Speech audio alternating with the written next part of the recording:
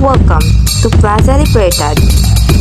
Good day everyone. So now we will be talking about one of the most historical places or one of the most oldest plaza in the Philippines, specifically in Iloilo City. The former name of plaza was Plaza Alfonso XII, that was named after the King of Spain. The plaza was constructed in 1800s and was later on renamed Plaza Libertad. Plaza Libertad was surrounded by most of the government offices. Not only by that, it is also surrounded by many of the city's famous landmarks, including San Jose Church, Iloilo City Hall, the Masonic Temple, and last, Lacson Clan Ancestral House. Aside from it is surrounded by the famous landmarks, do you know the main reason why Plaza Libertad is one of the most historical places in the Philippines? If not, just keep on watching until the end of this video. On December 25, 1898, Governor General Diego de los Reyes of Spain surrendered to the Filipino revolutionary troops led by General Martin Delgado in the plaza, ending the 100-year-old Spanish colonization of the Philippines. After which, the triumphant revolutionaries for the first time raised the flag of the First Philippine Republic in Iloilo City, the last bastion of Spanish power in the country. And on November 17, 2003, the National Historical Institute declared Plaza Libertad as a National Historical Landmark. Sugar industry. Morning guys, ako gali si Austin. Kagang akong report is all about Nicolas Lunay and the sugar industry. Ano bala ang kalamay? Ang kalamay ay isa ka produkto nga halin sa tubo or mas kinatawag nga sugar cane. By the time the Spanish came to the Philippines in 16th century, sugar cane was already widely known, although not raised on a commercial scale. Pag-abot pa lang ako ng Spanish sa Pilipinas ang 16th century, ang sugar cane or ang tubo was already widely known or kilala na gidya, although not raised on a commercial scale or wala gidya ako na gina-promote sa advertisement. It initially was used for chewing or an animal feed. Mas ginagamit pag ako sa una yung pakaon sa mga kasapatan. The manufacturing of sugar probably started in India, and the Chinese sent emissaries to India in the 7th century to learn the process of extracting sugar from sugarcane. Bali, ang tubo, ginambal nila nga halin gidya ko na sa India, tapos gin-export from India to China. Tapos ang Chinese nagpadala sa ilang mga tinaw sa India to learn or para mabalaan ang process kung paano mag-extract sang kalamay halin sa tubo. In the 12th century, Chinese trade reports mention sugar as one of the products carried by the Chinese to the Philippines. Sa 12th century kuno, ang Chinese gindala nila ang produkto nga tubo or sugarcane sa Pilipinas. Kag dito na nagsugod ang pagtanom sa mga tao diri sa Pilipinas sang tubo kag pagpadamo nila. The end of galleon trade in 1815, a royal decree of 1834 declaring Manila open to foreign shipping. Sa pagtapos ko sa galleon trade sa 1815, may royal decree nga gimpagwa sa 1834 nga naga-declare nga ang Manila open to foreign shipping or ang Manila panugod na bala ship sang ilang produkto to other countries, and led to rapid increase in Europe and American firms in Manila. It was the foreign firms, especially the British and American, that tried to encourage the export of sugar, and this led to an increase in sugar exports from 1,880 tons in the 1790s to 12,777 tons in 1835. Grabe no? Paminsarabala, 1,880 lang nanugod ang exports ang Pilipinas ang 1790s. Tapos nag-jump into 12,777 tons in 1835. Tapos mas nag-increase pagid sa 1850 to 29,090 tons. At that time, si Nicholas Loney nagsilo na sa Iloilo, or he already moved to Iloilo. Sugar was rising industry in Luzon but still at a nascent stage in the Western Visayas. Sa una ko niya sa Luzon, gagrow na gidya ang produkto sang kalamay, pero sa Pilipinas pa in progress pa lang. It was a well-developed place producing rice, corn, sugar, abaca, cotton, livestock, tobacco, and coffee, and among others. It was referred to as the textile center of the country with over 50,000 looms. Sa una ko na pagkanto pa lang ni Nicholas Loney sa Iloilo, damo ng mga produkto nga gina-export from Iloilo to other countries. All this activity made the port of Iloilo a busy one. The opening of the port to the foreign trade led to an influx of commercial people, including Chinese and Spanish merchants. Nag-inganyo kuno sa mga Chinese and Spanish merchants sa pagbukas sa Iloilo port. Nicholas Loney. Good day, everyone. So today, we will be tackling about Nicholas Loney, and I will be telling you about the story of his life. There is a statue in Iloilo City of a man named Nicholas Loney, and there is a Moily Loney. However, when you ask Ilonggos who Nicholas Loney was, some may remember they had to do something with the sugar, but most do not know who he was. So this is the story of Nicholas Loney. Nicholas Loney was an English man born in 1826 in Plymouth. And si Nicholas Loney, bata ni siya ni Robert Hardin, and 10 ni sila kamag-utod. Although the father eventually rose to the rank of the admiral, the family was not particularly well-to-do. Even though guys nga si Papaya, nag-angat ang rank ni Papaya, hindi sila gyapon well enough to provide sa ilang family. Then Nicholas Loney, formal education was limited to grammar school. And may ara na siya guys mga letters and mga reports nga miskan limited ang iyang formal education sa grammar school. Si Nicholas Loney is alam gid siya kag napamatud-an sang tanan nga damo gid sa minabalan. Nicholas was only 16 when he left his family in 1842 and worked for 4 years in Venezuela. So si Nicholas Loney 16 pa lang siya sa naghalin siya sa iya family kag akadto siya sa Venezuela kag nag-ubra didto, then naging fluent to siya sa Spanish. After a year back in England in 1846 or 1847, he left again, naghalin liwat si Nicholas Loney. And this time, nagkadto siya sa Singapore via New Zealand and Australia. Sang ara siya sa Singapore, guys, nabatian niya nga ang Manila trades gagrow siya ng control siya sa British commercial houses. Then si Nicholas Loney nag-apply siya sa Keir and Co, a British firm with offices in Singapore, Manila, and Batavia.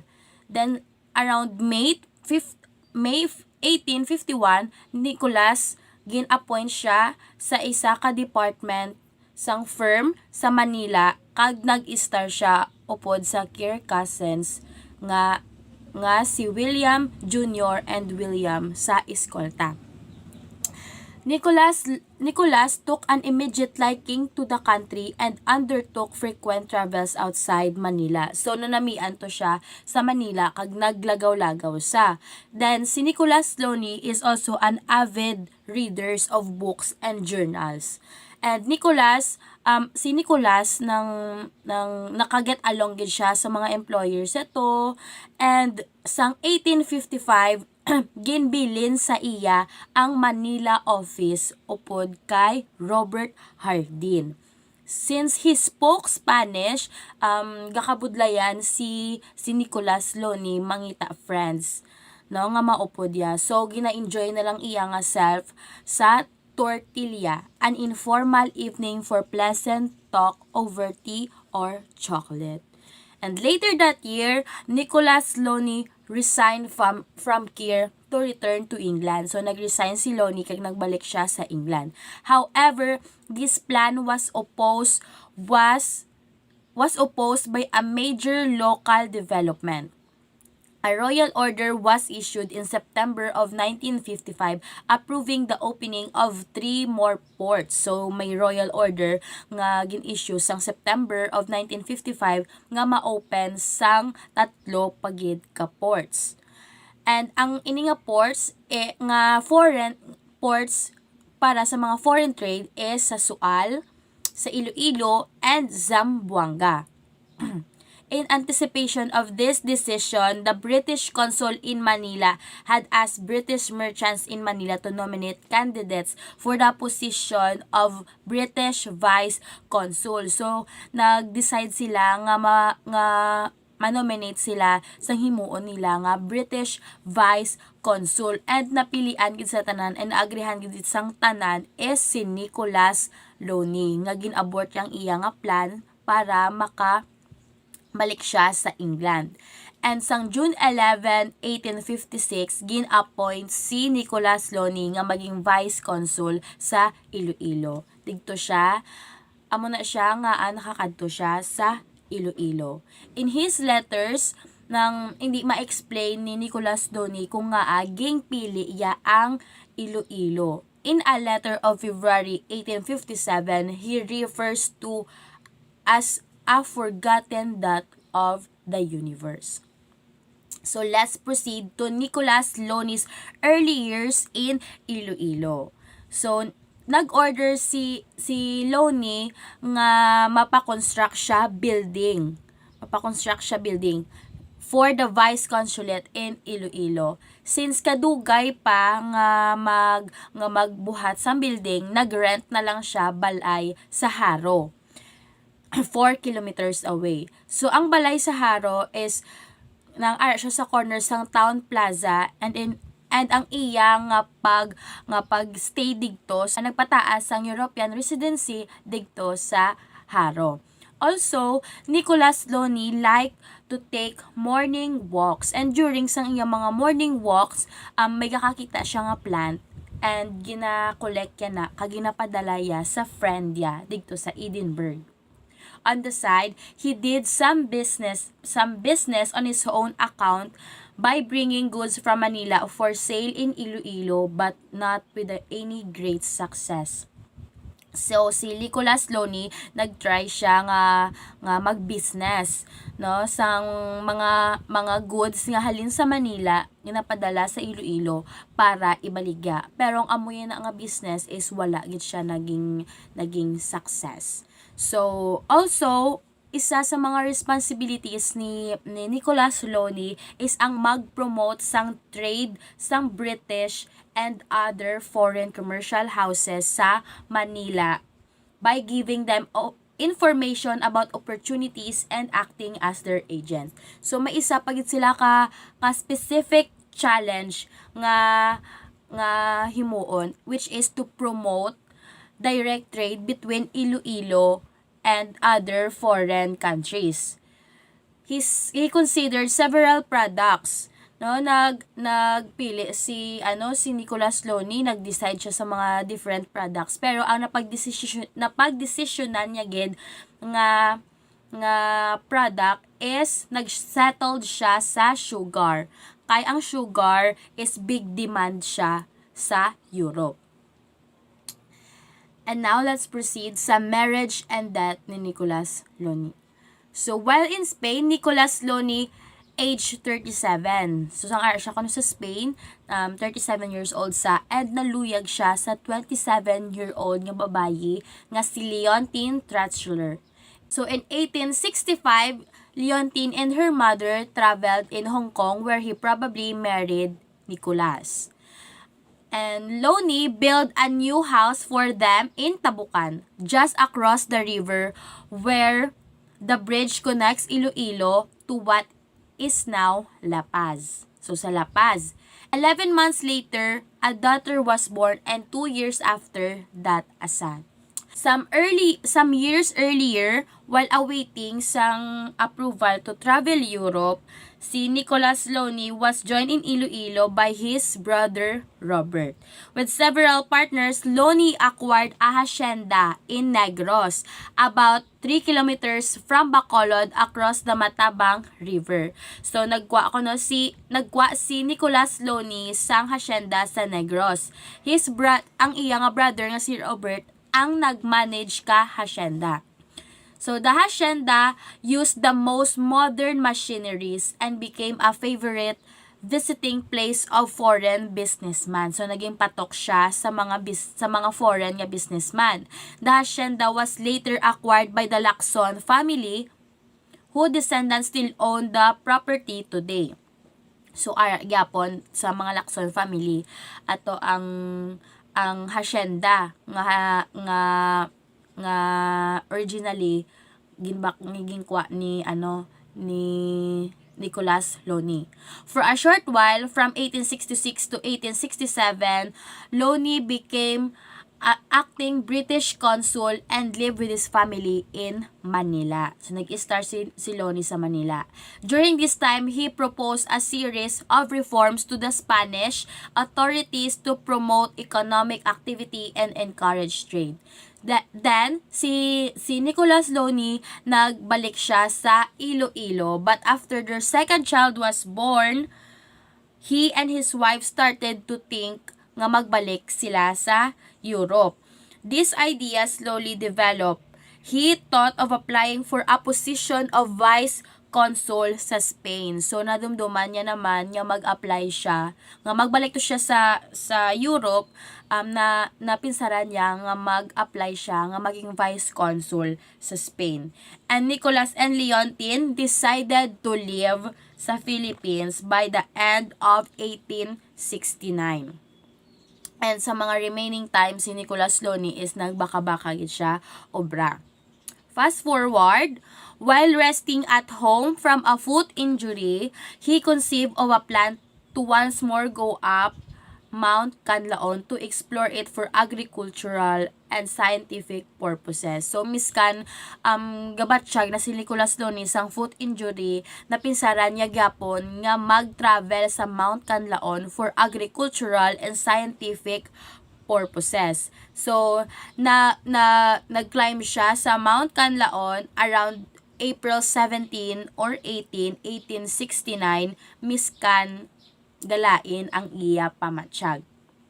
Lapit sa may tuktok sang volcano near the summit, he suddenly developed a high fever. His companions rushed him down to matabang doctors were summoned but to no avail. Then si Nicolas Loney ginbuligan siya sang mga iya companion since nahilanat gidto siya sa summit na sang Mount Canlaon. Then wala doctors nga available nga mag-treat sa iya. And sang April 23, napatay si Nicolas Loney sa edad nga 43 years old.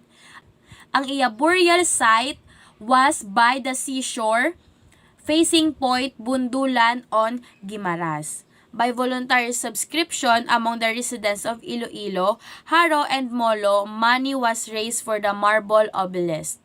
Ang iya nga monument, guys, gin-destroyed sang 1945 para ma-expand ang Rizal Street kag wala na siya na reconstructed. And in March 1981, ang iya nga statue was unveiled at the end of Moily Loney. In March 2004, the municipal board passed a resolution naming the city front Moili Loni. That's all. And storyahan na naman kung paano gin-transform ni Nicholas Lune or improve ni Nicholas Lune ang sugar industry sa Iloilo. In manufacturing, Lune believed that better methods could increase the juice extract from the cane from 40 to 70% and the percentage of sugar from 10 to 20. Baligapati gid si Nicholas Lone by using modern method or modern machines nga mas mapadamo iya ang extract nga halin sa tubo para makaobra damo ang kalamay. He recommended iron plows to iron mills and European built kettles, but most planters did not have the capital to buy these. Pero damo pa ako ng mga mangunguma na wala kasarang magbakal sa mga modernized nga gamit. Lune now offered to sell the machineries on an installment basis and at cost, hoping to make a profit from a large volume of sugar that would be produced for export. Grabe, naging gidya ni Lune, nag-offer pag si Lune do ka loan system or installment basis kali at para lang ma-encourage ang mga mangunguma nga magamit sa mga modernized technology to improve the quality sang tubo sa Iloilo that time. This was a success by 1861 and there were already 30 iron mills operating in Iloilo and Negros. At that time, nag-successful magid si Lune pag-encourage sa mga manananom or mangunguma sa Iloilo. And there are 30 iron mills operating in Iloilo and Negros. Lune also introduced higher yielding varieties of sugarcane which he imported from the East Indies. Bali nag-introduce pagidya ko si Nicholas Lune sang malain-lain nga mga variant sang tubo ngalin sa East Indies. Lune now started to give crop loans for clearing and tilting the land, for buying seedlings and draft animals, and for hiring laborers. Bali si Lune nag-start pagidya ko pahulam sa mga manananom para lang ma-encourage sila or mas mapadako ang produkto sa tubo para imuon kalamay at that time. The loans were giving at 8% interest but with the promise that the crop would be sold to Lune. Nag-negotiate si Lune kag ang mga manananom nga mapahulam si Lune 8% sa iyang kwarta pero pagkatapos or magtubo na bilang tanom ibaligya lang nila ang tanom kay Lune. At that time there were no banks yet in the Philippines and the funds came from commercial houses in Manila. That's why wala sila ang mga masanguna do hindi bala supported.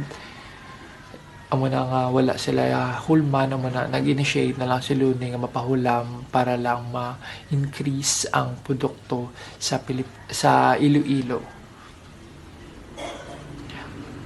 As a result of these initiatives, sugar exports from Iloilo rapidly grew from 82,000 pesos in 1858 to 1 million in 1863.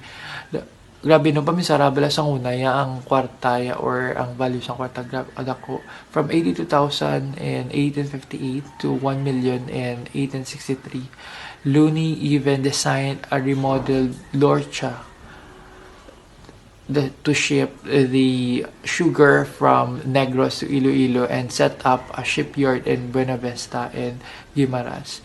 Tungod lang nagdamo ang produksyon sang tubo or sa sugar sa Iloilo, nag-remodel or nag-ubra gidya bago nga barko para lang ma-ship ang produkto nga kalamay from Negros to Iloilo tapos nag-ubra pag sa shipyard in Buena Vista on Guimaras Island.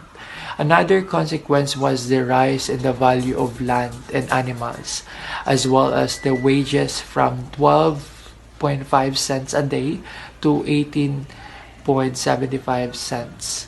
Bali, kay tungod nagdako ang produksyon sang or nag-improve kidya ang produksyon sang tubo or sa sugarcane sa Iloilo,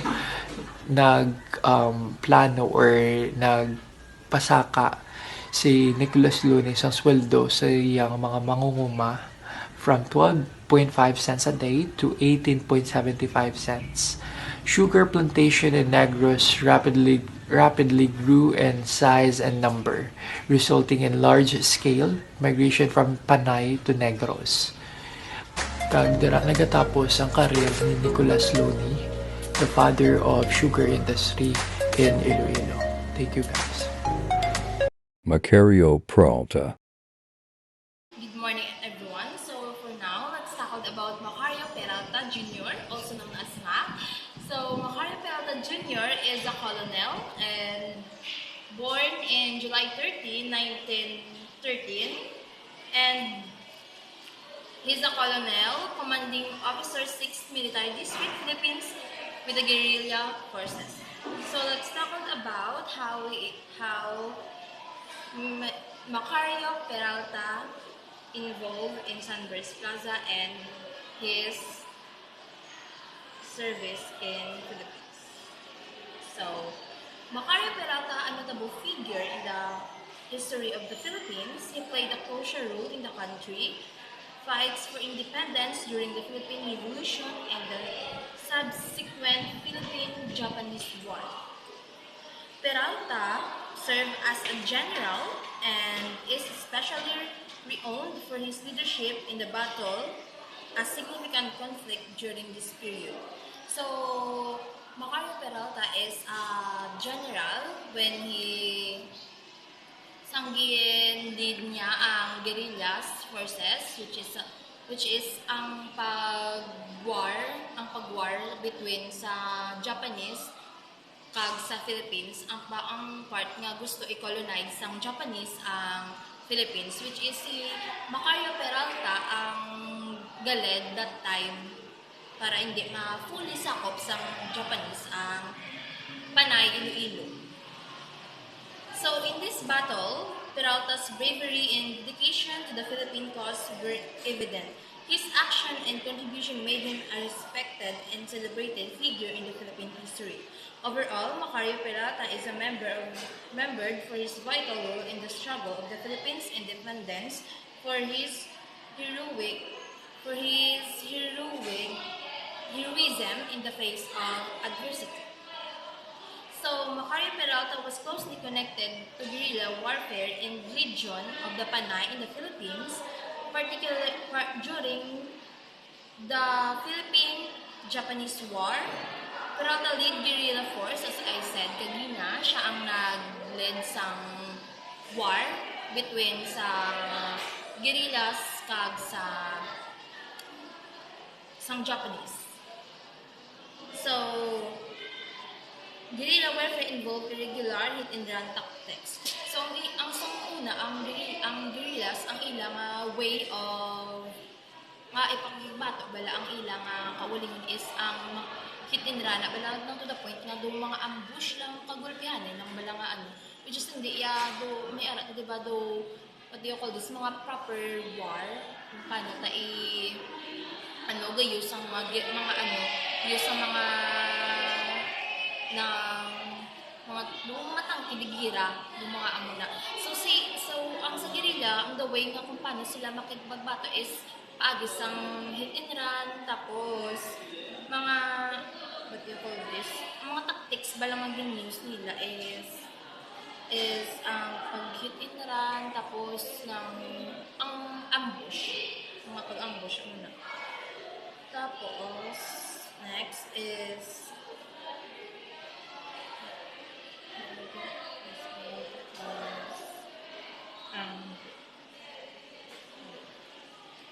Peralta leadership in guerrilla warfare on Panay was significant in the broader context of the war for Philippines independence.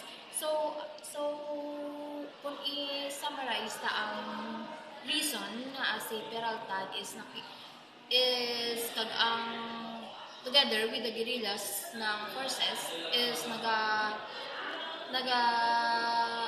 connected sa isa't isa is for the independence of the Philippines as well as para hindi fully colonize ng Japanese ang Panay Iloilo. His forces engaged in guerrilla operation against Japanese troops, often in the rugged terrain of Panay. The Battle of Balantang in Iloilo, for example, was a notable engagement where Peralta and his guerrillas fought against Japanese forces.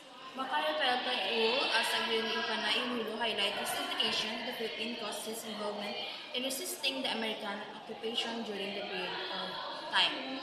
So, for you guys to know who fully Macario Peralta Jr. is, him being the general that time together with the other members pa sang guerrillas, which is may ara sa guerrillas na may mga parts pagid na iyang hindi lang niya si ang may head pagid na sa guerrillas, tapos amo silang ga-order ng sangay-sangay bala, which is kay Macario Peralta, tapos sa iban pagid da kundiin kamo dampe sa Philippines nga lugar na assign. For example, si Macario Peralta is na-assign siya sa Iloilo, sa Panay.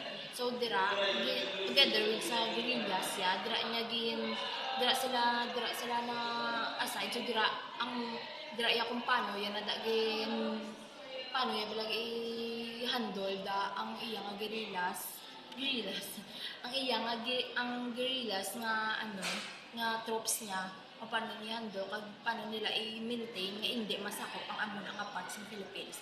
So si Macario Peralta is nakilala siya for being heroic bala sang time niya kag sang mga military service kung paano siya bala nakilalaan based sa kung paano niya ipagbatok ang Pilipinas sa maging ang hindi mga ang independence ng Pilipinas ang ginapagbatok ni Macario Peralta that time sang gafot sila sa Japanese sa mga Hapon sa Japanese War. I will present to you a beautiful place in the city of love named Sunburst Park. So the Sunburst Park is a historical site in Iloilo City. So kami ari na di important event nga natabo kag reason ko nga na patindog ang amon nga park. So later mabalaan yun ni kay i-discuss ko. So the park is situated along the J.M. Bosses Street and in front of the Iloilo Customs House. So the park was formerly known as the Plaza de Aduana, or a term for customs in Spanish.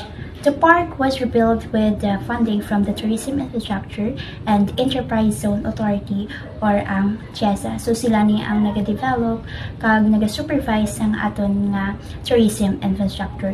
So nag-fund ni sila to help the local government units na ma-restore ang mga tourism places nila nga may ara sa mga historical events. So the park cost an estimated of 19.5 million to restore and was completed on December 14, 2018.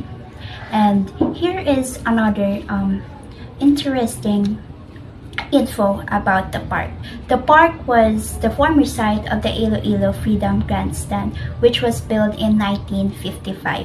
So ang lugar nga ini amo na yung nila sa mga event like ang mga political rallies, mga religious gatherings, kag mga cultural shows like ang ilang mga festival dance, until nga ang structure nga ini was demolished in 2018 to give way to the Sunburst Park. But subong ang Iloilo Freedom Grandstand, nagpatindog naman ni sila, but sa lain naman nga place. Pero lapit man ang Japan sa may Sunburst Park. So, and here is the interesting part. So, ang name ni nga Sunburst Park came from the United States Army's 48th Infantry's named Sunburst Division, which played a crucial role in liberating Panay Island from the Japanese forces during World War II. So ang amo maning park is nag-tribute man sa ila sa pagbulig nila sa Panay Island. So by 1942, Japan invades Philippines and proceeded to Iloilo City. The Japanese battalions were holed up in Iloilo City, and the 40th Division, or the Sunburst Division, easily swept this Japanese outpost in 2 days. And Major General Isaac Ratbush, or the leader of the Sunburst Division, addressed the U.S. Soldiers and Filipino guerrillas na magtipon sa Plaza de Aduana, or subong name is ang Sunburst Park. So when nag-march ni ang mga soldiers or ang American soldiers sa Plaza de Aduana, the citizens warmly welcomed them with a gift like egg fruits, kang mga candies from coconuts and kamotes. So the crowd also occupied Mapa Street and a portion of J.M. Pasa Street, while si Bruce spoke to them from a podium at the Iloilo Customs House. So since then, the plaza has came to be known as Sunburst Park to give honor to Bruce and his men sa ilang pagpuli sa Iloilo City. So today, the new and improved Sunburst Park featured 2 historical events. Our markers, the pagpapalaya ng isla ng Panay in the Memorial Wall for World War II guerrillas, and Macario Peralta, which nga gin-discuss man sa akon nga member kung sino ni sa, which siya ni ang naging leaders ng guerrillas, kag nag-help man sa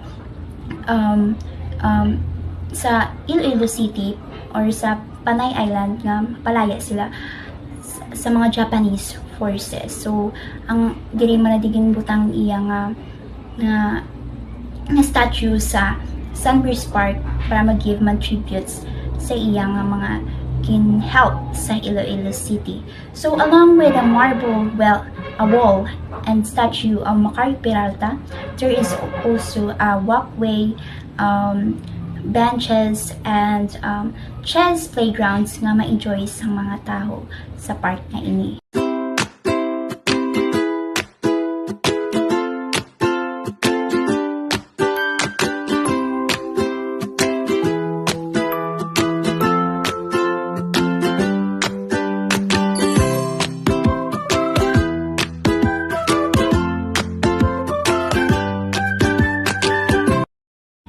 So its revival is in line with development of the Central Business District, which was declared a heritage zone by the National Historical Commission of the Philippines. So furthermore, the Department of Tourism Region 6 Director Attorney Helen J. Catalpas said Sunburst Park is not just a landmark, but a living witness to the struggles and victory of the Ilonggos from the colonizers. She added, "History is as important as the future. We learn from the mistakes of the past so we can make the future better." Teresa Magbanua. Teresa Ferrares Magbanua was the daughter of Juan Magbanua and Alejandra Ferrares. Teresa was born in Pototan, Iloilo Province in October 13, 1868. So, Teresa had 2 sisters, namely Maria and Paz, and he also had 3 younger brothers, namely Manuel, Pascual, and Elias. So, Teresa Magbanua studied education, so Teresa is a teacher. So, after she graduated and get her master's degree at the University of Santo Tomas, she came back sa Pototan kag dito siya nagtudlo, and she met her husband na si Alejandro Valderas, a wealthy landowner from Sara, Iloilo. But when the war broke between the Filipino and Spanish in 1896, she became one of the only few women to join the Visayan arm of Katipunan. So, nagintra ni siya sa katipunan nga ginapamunuan ni Andres Bonifacio.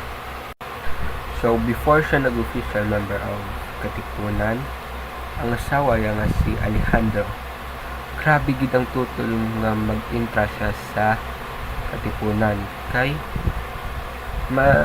war ang iya nga sudlan, but wala na mati si Teresa, and she persuade her uncle na si General Perfecto Poblador.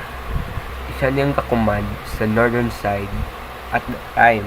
So grabe gid ang pilit ni Teresa sa iya na paintrahon sa katipunan, and at the end nag-give in siya and pingaan niya si Teresa a command troop. So isang nakabato na si Teresa sa iyang command battalion, Teresa Magbana fought in several key battles.